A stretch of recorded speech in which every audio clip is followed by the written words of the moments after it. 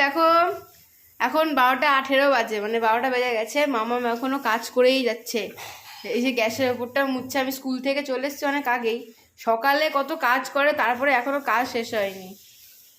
আর এখানে ভাতের চাল আর জল বসিয়ে দিয়েছে, এখনো চালু করেনি। মামা স্নান করতে হবে এখন, ভাত বসিয়ে দিয়ে সকালবেলা একবার করেছে, আমাদেরকে খাইয়ে দিয়েছে, আমরা স্কুলে গেছি। আবার দাদু এখন খাচ্ছে, সকালেও খেয়েছে না, সকালেও খেয়েছে, এখনো খাচ্ছে। এখন আবার এখানে ভাত বসাবে। কি কি রান্না করেছ? রান্না করেছি, মাছ করেছি, এই যে রুই মাছের ঝোল করেছি। এখানে একটা সবজি হয়েছে, সরি বন্ধু, আর মাথা দিক। এখানে একটা সবজি হয়েছে, এইখানে একটা সবজি হয়েছে, এই একটা সবজি হয়েছে। সকালে সব সবজি, একটা সকালে সবজি হয়েছে, সেটা ফ্রিজে রেখেছি, কেন খুব সকালে করেছি তো এটা, ওইটা রাতে খাবে, সকালে মানে ফ্রিজে উঠিয়ে রেখেছি, এই উঠালাম।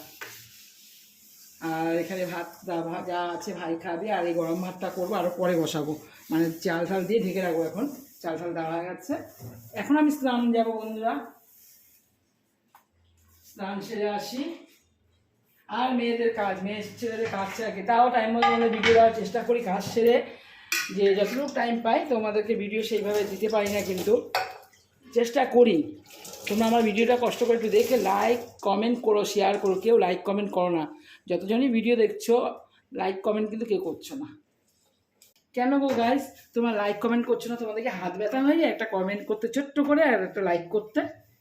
হাত ব্যথা হলে আমি ঠিক পাঠিয়ে দেবো কাউকে হাঁটতে পারার জন্য, তোমরা একটু কমেন্ট করে গিয়ে যে একটুখানি ছোট্ট করে